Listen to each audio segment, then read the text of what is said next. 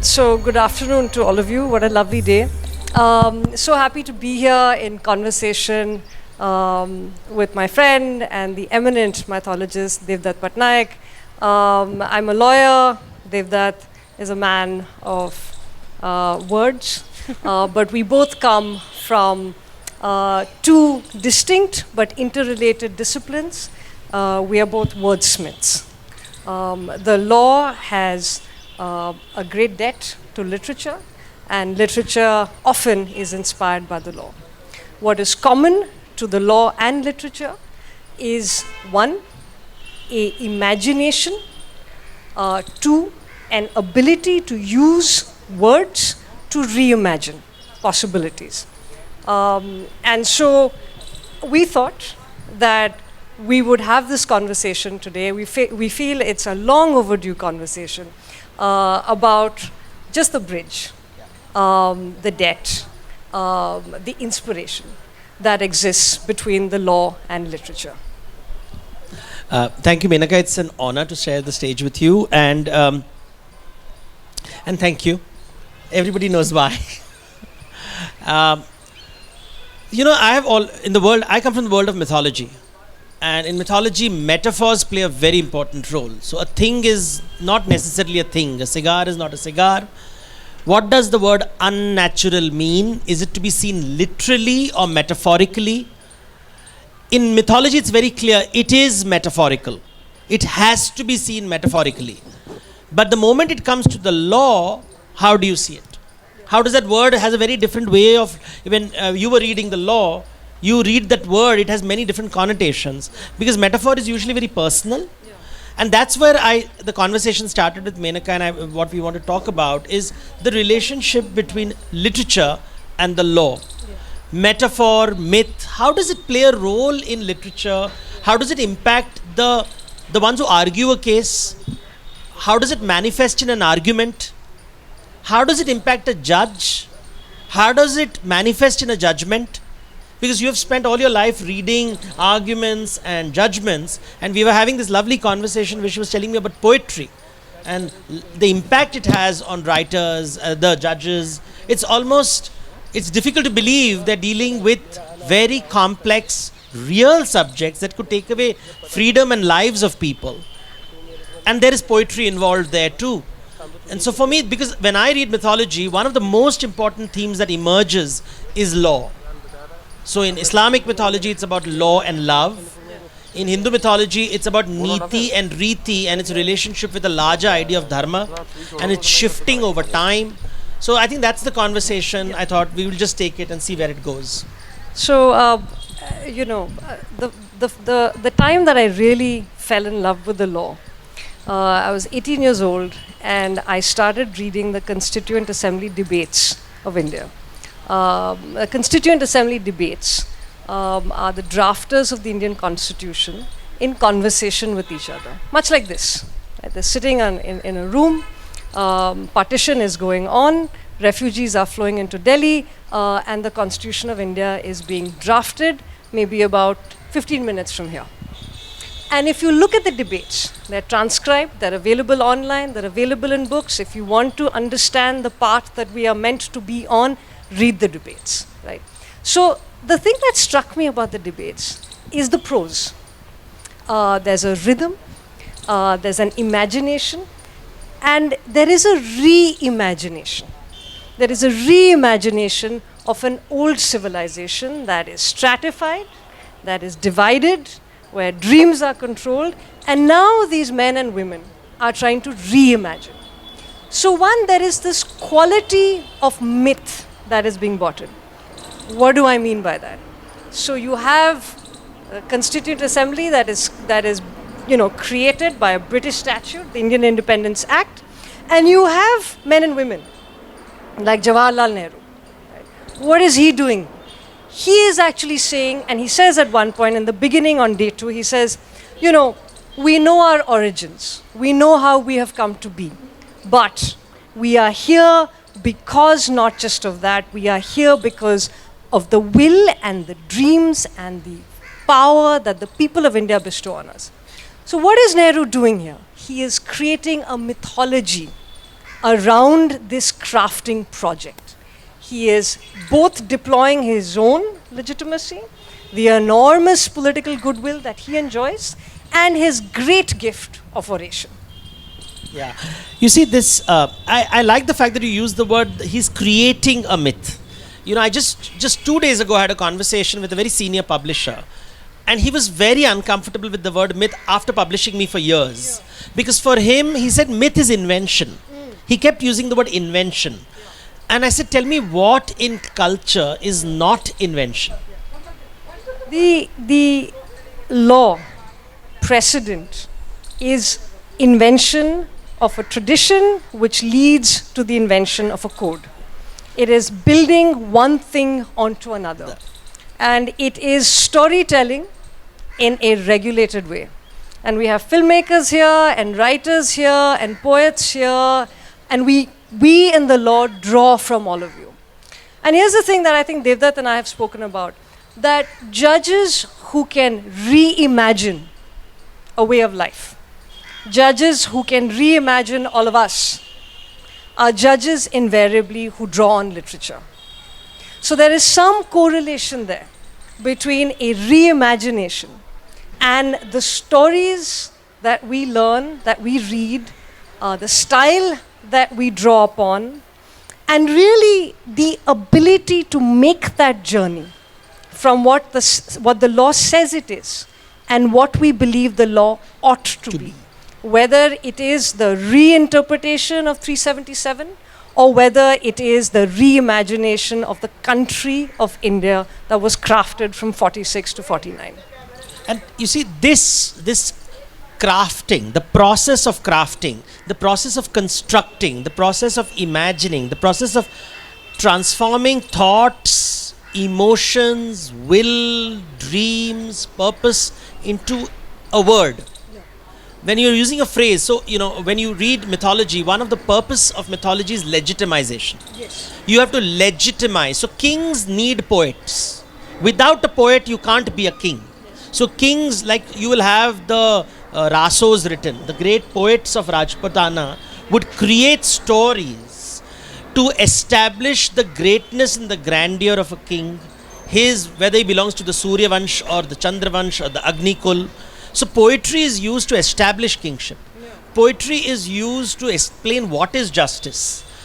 Words become important. For example, and this is an interesting word because we are talking about worlds colliding right now. There is the word of justice. And a word which I argue in many of my writings is from a mythological point of view comes from Greek mythology, Justitia. And then you have this lady standing there, and then gradually she is shown having a balance in her hand.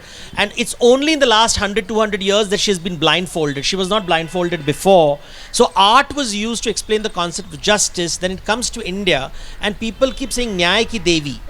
And I keep saying, I would keep quiet because for me, justice is a Greek mythic concept.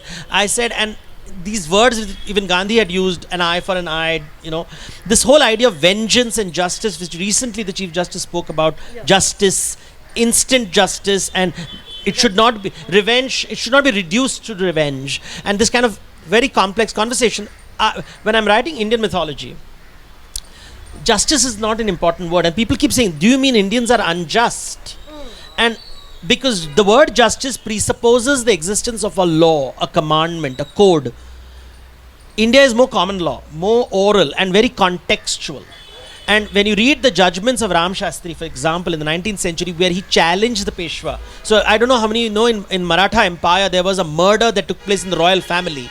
And he would be the equivalent to the Advocate General, I guess, who accuses the Peshwa himself of murder. And that's a huge event. It's called Pandit Ram Shastri. He's very famous. But when he writes and we read his judgments, his world is very different.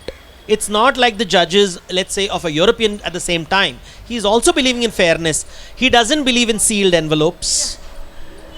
There is a case where he's told, let's talk privately. And he says, nobody will trust the judgment if I speak to you privately. So it's an interesting case. Banu Pillai wrote about it. But what was interesting is for him, the world was hierarchical. The punishment for the privileged has to be higher than the punishment for the unprivileged. He said the fact is the privileged have access to more resources, they are punished. So he didn't see the world as equal. He saw the world not as diverse. I won't use the word unequal. Diverse. If tu gareeb aadmi hai, you don't have access to education and you have committed a crime, you are a privileged, educated, have all the access in the world and committed the crime. How do I treat the two of you? And Ram Shastri is very clear using the Varnashrama system, which is so reviled. He says, no, the privileged should be punished far more than the unprivileged, which is very different from the mythology of equality, which governs the idea of justice today. So, literature comes up with different ideas. Yeah. Equality, diversity, justice, hierarchies, privilege. These words start emerging in our vocabulary. And you have to write the law, you have to discuss the law. You're dealing with a country which is comfortable with hierarchy, is being suddenly one day told, no, in front of the court of law, you're equal. It's going to be a clash, and we are witnessing that clash right now. Whether we like it or not, it is a clash of thinking. Literature, law, colliding. A Venn diagram is emerging. So, I think there's a lot to unpack there, right? But just let's start with what Devdutt says in the beginning, looking to Greek philosophy, right? So there's a lovely passage in the Constituent Assembly debates where Bhimrao Ambedkar, chairman of the drafting committee, is looking to Grote. He's looking to the Greeks. And why is that important for us? Because that is when he introduces this concept of constitutional morality. Constitutional morality that for all of us as queer people, we have so much to be grateful for. This is what Chief Justice Mishra relies on to say that no matter what society thinks or societal or majoritarian morality thinks, the only morality that is definitive, that is legal in this country is that of constitutional morality. This is Ambedkar's imagination in 1947, looking to Grote. And this is our pathway to freedom in India in 2018. Right? So these imaginations and reimaginations are incredibly pertinent, incredibly relevant across the ages. Right? So that's the first thing. The second thing, there is a clash. There is a clash of imaginations between India as she used to be, Varna system, and India of the Constitution, an egalitarian constitutional democracy located in substantive equality. What is substantive equality? So Nehru is imprisoned on charges of sedition. He's spending a 3-year term in Junagadh Fort. And how does he choose to spend his time? He chooses to write. What does he write? He writes The Discovery of India. And if you haven't read The Discovery of India, I urge you to read this book. Because not only is it a literary quest, not only is it a freedom vision, not only is it the way a prisoner chooses to spend his time, but it is also Nehru negotiating with his jailers, asking for pen and paper. Because you only get limited pen and paper. The writer must write. So Nehru, as he traverses India in this book, he's getting a limited amount of paper from the jailer, a limited amount of ink is coming from home, and he's writing. He ends the book in a very incomplete way because he's run out of both pen and paper. Right? He ends with this idea. And this is a literary book. This is a literary piece. There's no footnoting, there's no library, there's no resources, there's no internet. He ends with this idea of substantive equality. That dissimilarly situated people must not be treated similarly. Now, Devdutt spoke about the idea of the privileged being given a harsher punishment. The Constitution's idea, which draws on this idea of substantive equality, is that those with more resources because of historical privilege must share. That those who have been left out for so long, substantive equality demands that you will have a share in political representation, in educational institutions, and that is what sets apart this constitution's understanding of dignity from any other constitution in the world. And we as gay people have a great debt to this imagination and reimagination because it is a literary venture to force a country, whether you call it forcible or otherwise, to force a country to make amends, to make reparations. And that quest of a constitution is unique to India. So America, for instance, makes no apology for slavery, and American constitutionalism makes no reparations to African Americans for slavery. You know, that brings to the question, because see, when we were speaking, I just realized substantive equality, and I use the word Varnashrama Dharma, which is a Sanskrit phrase. You used an English phrase.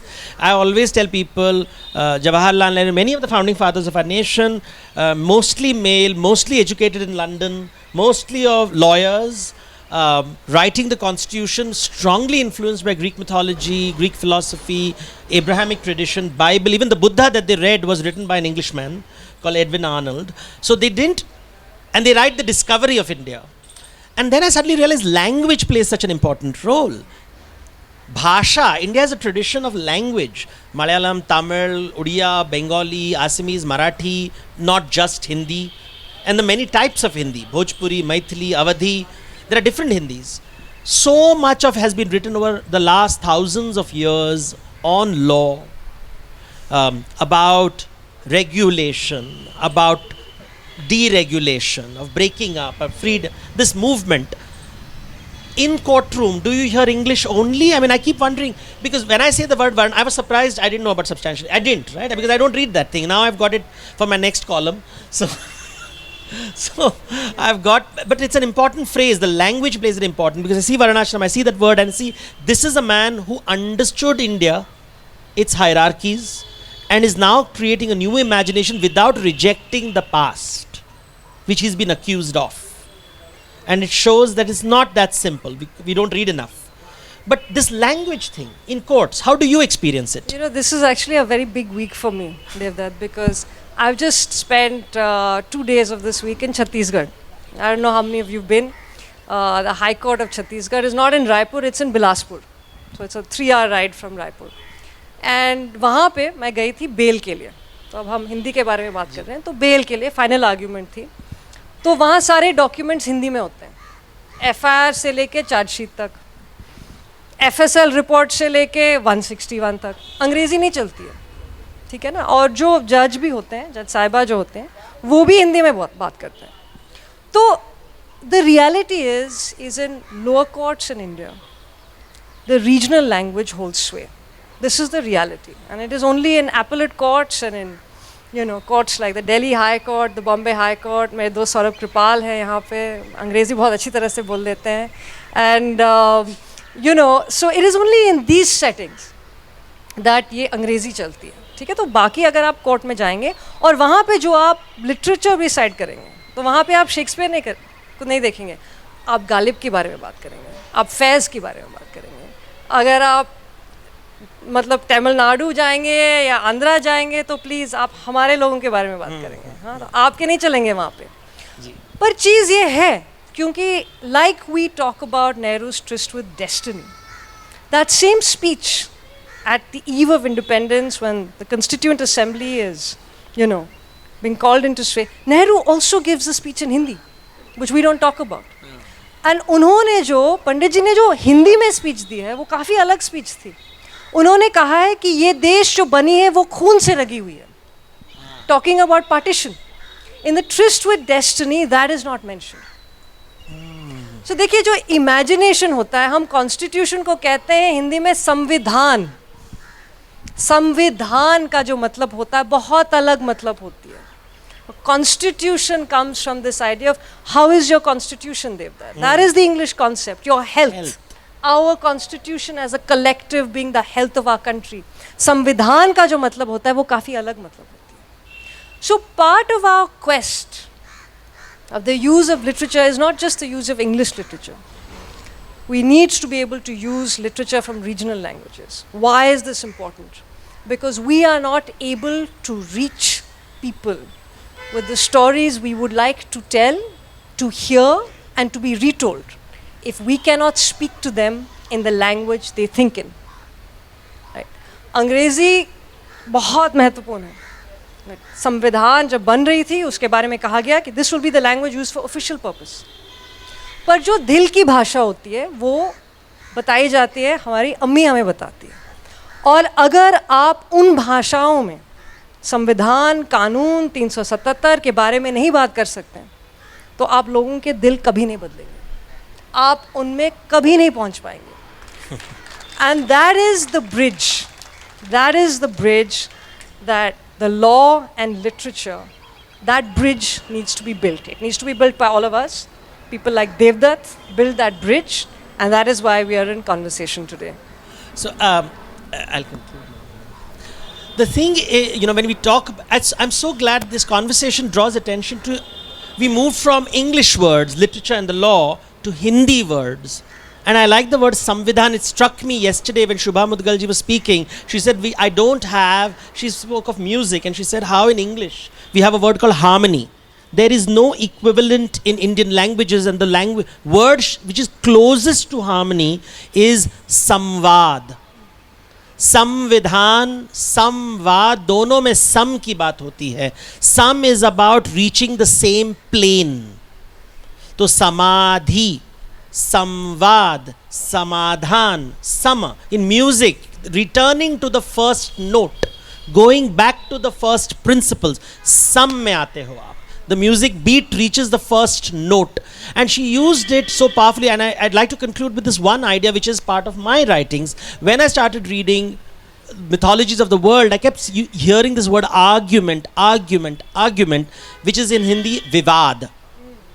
And one has to be right, because you are in the room, I am in the room, you have a vad, I have a vad. When we argue, either your vad is correct, my vad is correct, or we come up with a third idea which is correct. But only one idea will emerge from the conversation. Indian thought, Upanishads are very different. There is no concept of vivad, it is samvad. I listen to you and I speak based on what you told me. You will speak based on what you heard from me, and we will through samvad create a new idea. Both of us will be wiser, and new ideas will emerge. Not one, but many. So it's not argument, it is conversation.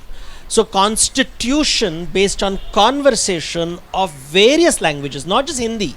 दिल की भाषा उड़िया भी हो सकती है, तेलुगु भी हो सकती है, तमिल भी हो सकती है, तमिल भी हो सकती है. So languages in India force us to have different ways. Look at the beginning when the man is talking about I never knew about Khoon ki baat. So there is the Prime Minister speaking, or the Constitution Assembly being put together. In English, one word, one language. In Hindi, another. If he spoke many other languages, different metaphors would emerge, different myths would emerge, which is how India is, right? Diverse and yet equal, like the wheel that we have. Center is always firm, but the diversity is in the rim. And with that visual representation, I'd like to conclude this wonderful conversation. Thank you very much. Thank you, Menaka. Yeah, we can take a few questions. Yeah. We have time. Thank you, Menaka and Devdutt. We're going to open up the floor for a couple of questions, but Devdutt? Sandeep. Yes, absolutely. We'll start with you. Mike, please. Could we have one of the volunteers?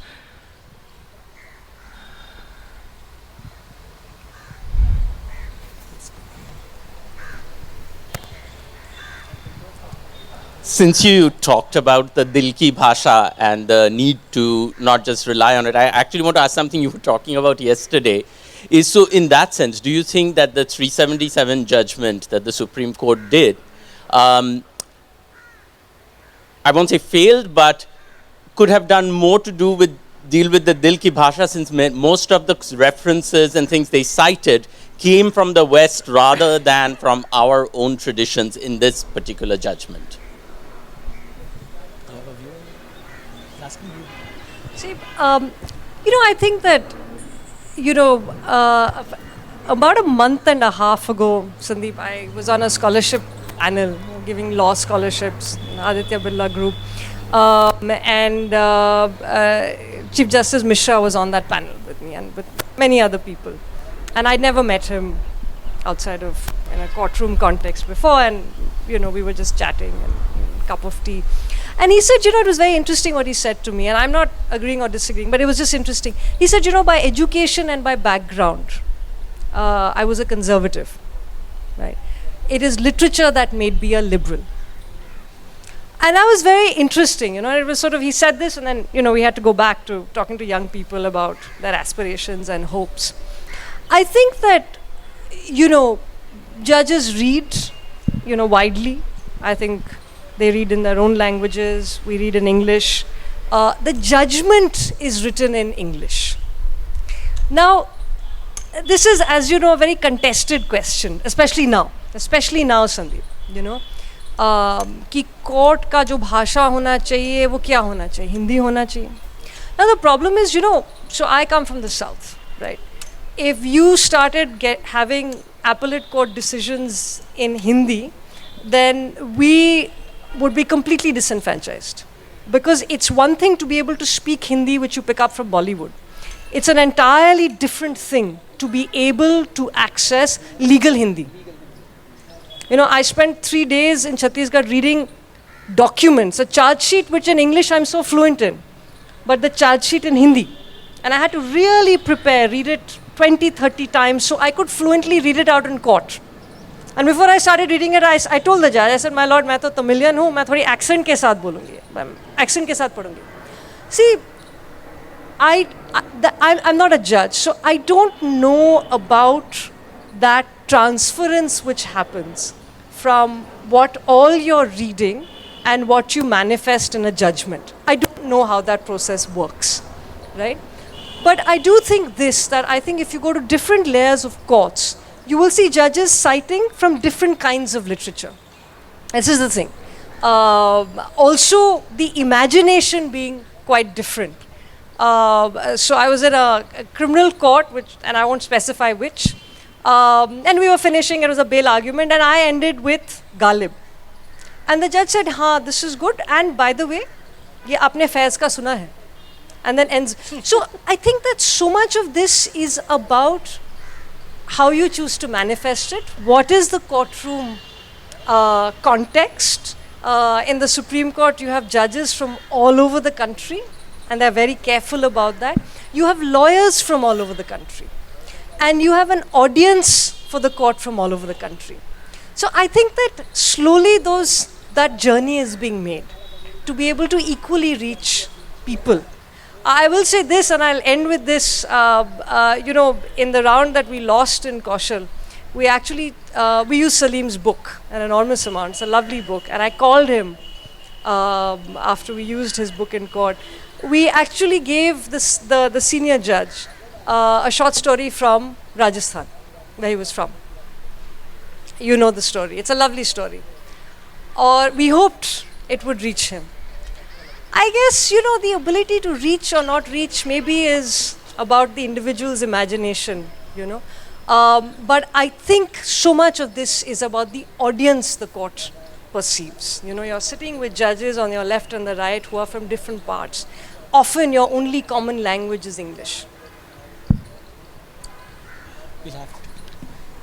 Roy. And there's the mic, please. Hello. Thank you so much for this fantastic conversation. I work for the UN system, and it is increasingly difficult not to be pessimistic when you see not only what's happening in this country, but many, many countries. So you talk about the Constitution, you talk about the ancient stories that are supposed to connect all of us, and you talk about the new generation that has to take this forward. But what is happening over here and what is happening in countries like, say, Indonesia, which has a secular Panchashila constitution, and so many other places that have been champions of secularism and tradition, you see a systematic dismantling, sort of rewriting of the past, stretching back not only in the last 50 years, but the last 5,000 years. So how do you counter the systematic dismantling of all that holds the center together? You talk about diversity at the rim and the core being strong, but from where I sit, I see it being systematically shattered, both from outside to inside and from the core to the rim.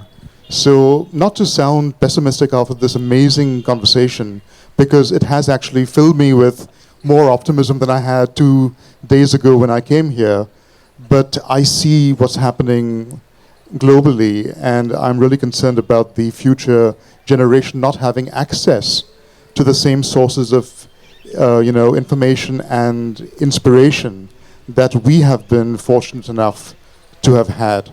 So after the current generation of advocates, lawyers, judges who've had that sort of shared experience even in their own diversities, what is happening right now seems to be designed to stop that from being further propagated. So what do you think is the way forward? Thank you. See, there are two ways of looking at the world. One is it has a definitive ending and we are going in a particular direction and now we have been derailed. That's one way of looking at it. There's another way of looking at it, that things come in waves. They rise and they fall.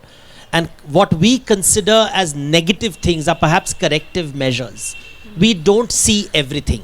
We only see part of the world the way we can see the world. I can't see the world through Menaka's eyes. But when I speak to Menaka, I get access. Just now we got access to different worlds, right? We got access to the Constitutional Assembly.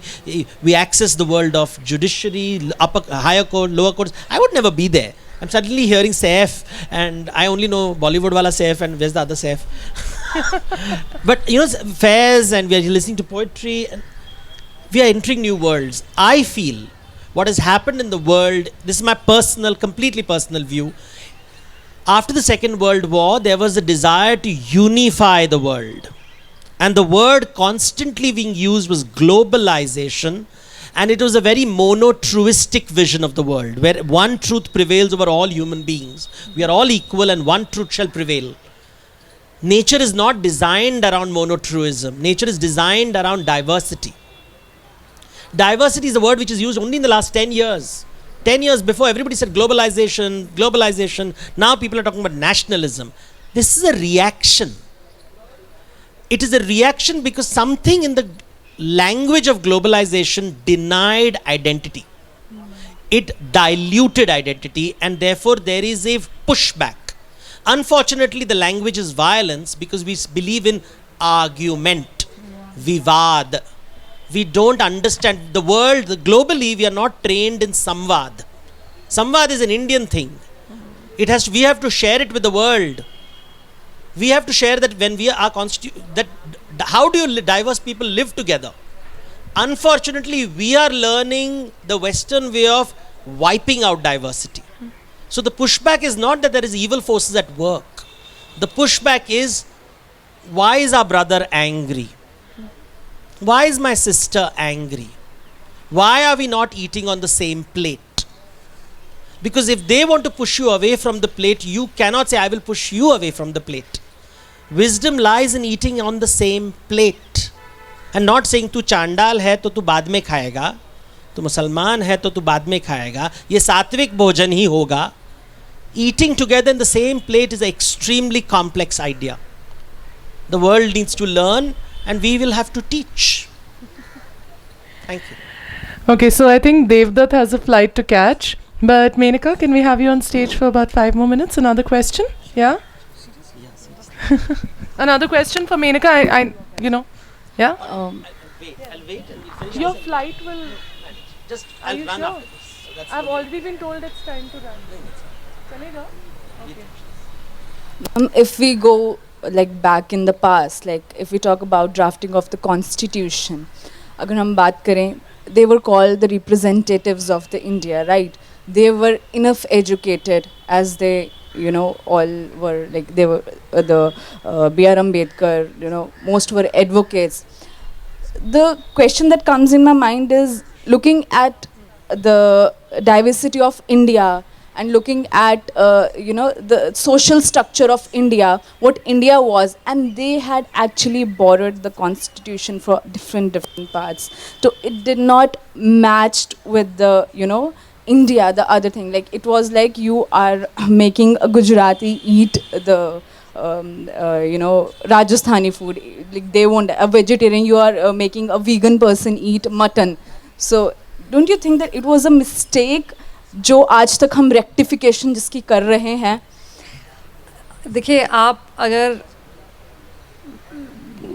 Lower caste से बात करेंगे, दलित से बात करेंगे, women से बात करेंगे, तो और मैं लोअर कास्ट हूँ, मैं वुमन हूँ, हम तो बहुत खुश हैं संविधान से, ठीक है, तो हमारे लिए कोई मिसमैच नहीं है, दिल में संविधान है, क्योंकि in the past, whatever space that there was not for women, for lower caste, for gay people, the constitution makes space for us. So I don't think, with respect, I don't think for a vast majority of India, they have any problem with the values of a constitution that says equality, dignity, non-discrimination. Right? There is no mismatch here. I can imagine that there is mismatch for those who are traditionally privileged. For them, I say to them, there are very good classes available on how the constitution was made. Then, ma'am, why did it took so long? I'm sorry, I'll have to cut you off there. Thank you so much, Devdutt and Menaka. This was a wonderful conversation.